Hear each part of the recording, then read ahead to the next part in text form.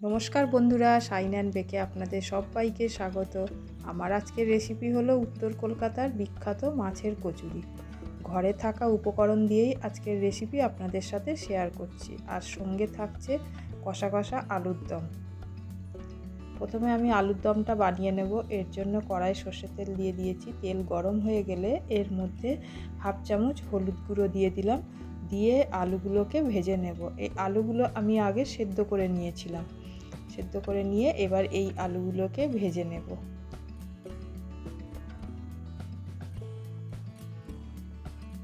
আলু ভাজা হয়ে গেছে, এবার আলুগুলোকে তুলে রেখে দিচ্ছি।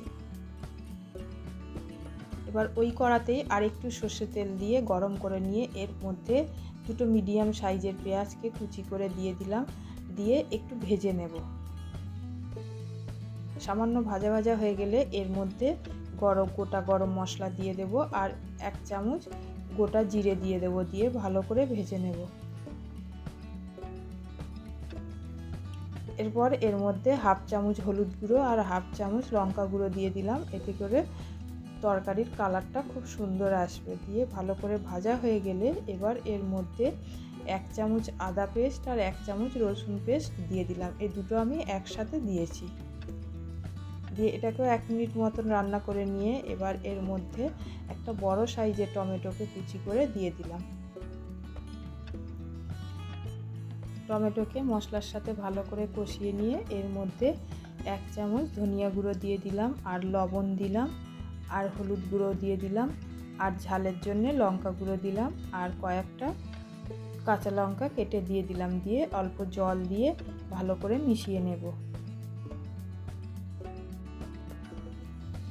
মিশিয়ে নিয়ে মিডিয়াম ফ্লেমে এটাকে কষে নেব।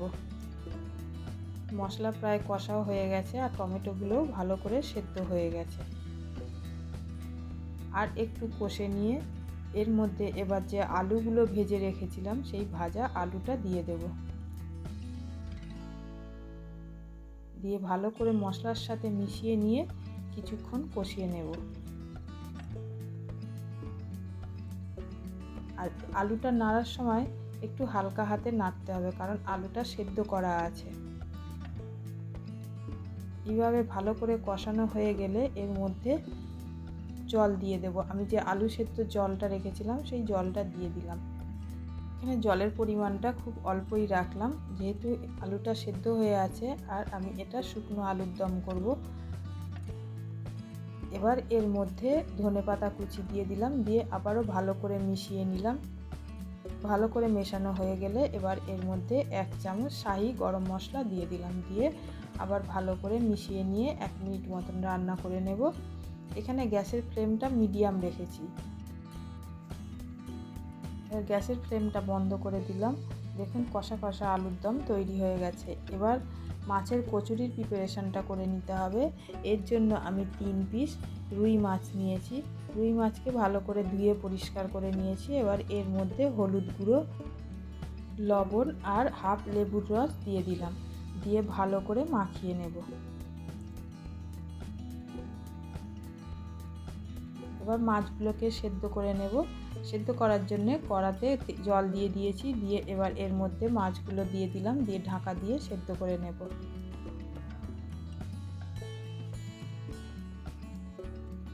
মাছগুলো ভালোভাবে সেদ্ধ হয়ে গেছে। আমি এখানে মাছগুলোকে তুলে ঠান্ডা করার জন্য রেখে দেব।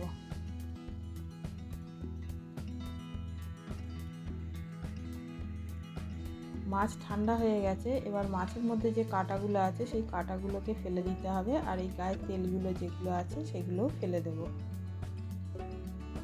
কাঁটাটা খুব ভালো করে বেছে নিতে হবে, কারণ কি কচুরিতে যেন কাঁটা থেকে গেলে খেতে অসুবিধা হবে। কাঁটা ছাড়ানোর পরে মাছগুলো ঠিক এরকম ঝুড়ো ঝুড়ো হয়ে যাবে। এবার কড়া বসিয়ে কড়ায় সাদা তেল দিয়ে দিলাম। দিয়ে দুটো মাঝারি সাইজের পেঁয়াজকে একদম ঝিরিঝিরি কুচি করে দিয়ে দিয়েছি। দিয়ে হালকা ভেজে নিয়েছি। এবার এর মধ্যে আদা রসুনের পেস্ট দিয়ে দিলাম আর কাঁচা লঙ্কা কুচি করে দিয়ে দিলাম। দিয়ে ভালো করে মিশিয়ে নিতে হবে।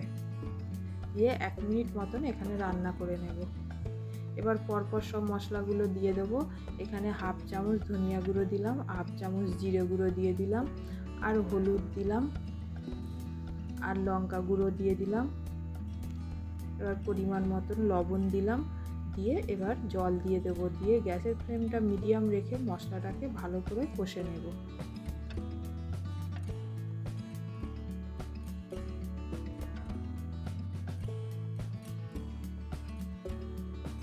দেখুন মশলা থেকে তেল ছেড়ে দিয়েছে, তাহলে মশলা খুব ভালোভাবে কষা হয়ে গেছে। এবার এর মধ্যে গরম মশলা গুঁড়ো দিয়ে দিলাম, দিয়ে আবারও ভালো করে মিশিয়ে নেব। এবার যে মাছগুলোকে কাটা ছাড়িয়ে রেখেছিলাম সেই মাছ এর মধ্যে দিয়ে দেব, দিয়ে ভালো করে মশলার সাথে মাছটাকে মিশাতে হবে। আর এর মধ্যে 1 চামচ ছাতু দিয়ে দিলাম। ছাতুটা দিলে কি হয়, এর বাঁধনটা খুব সুন্দর আসে। গ্যাসের ফ্লেম বন্ধ করে দিয়েছি, দিয়ে বাটিতে ঢেলে ঠান্ডা করে নেব। ঠান্ডা হয়ে গেলে এটাকে হাতের সাহায্যে এইভাবে একটু মাখিয়ে নিতে হবে।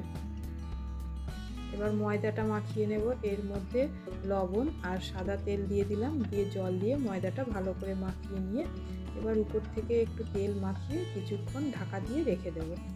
কিছুক্ষণ পর ঢাকা খুলে নিয়ে ময়দাটাকে আর একবার মাখিয়ে নেব।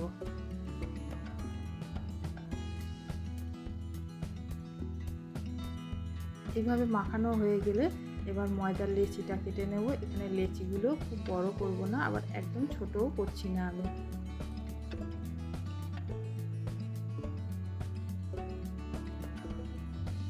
এবার আমরা যেরকম পিঠে বানানোর জন্য যেরকম খোল তৈরি করি সেই রকম খোল তৈরি করে নিচ্ছি।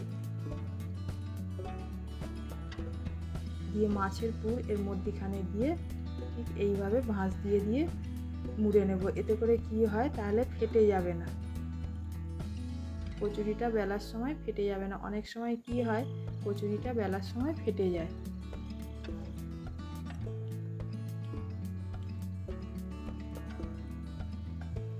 একই পদ্ধতিতে আমি সবগুলোকে তৈরি করে নেব।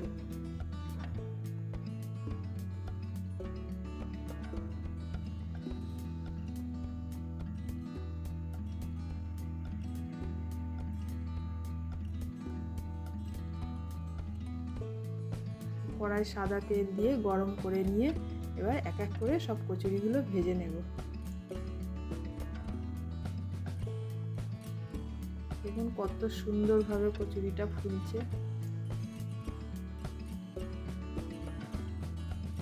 পুরো একটুও বেরিয়ে যায়নি।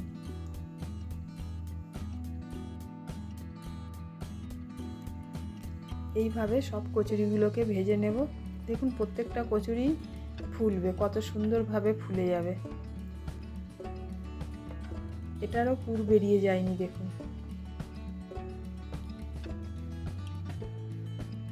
বন্ধুরা, আমার এই রেসিপি যদি আপনাদের ভালো লাগে তাহলে একটা লাইক করবেন আর শেয়ার করতে ভুলবেন না। আর একই পদ্ধতিতে আলুর দম আর মাছের কচুরি বানিয়ে খেয়ে দেখবেন কেমন হয়েছে, অবশ্যই আমাকে কমেন্ট বক্সে জানাবেন।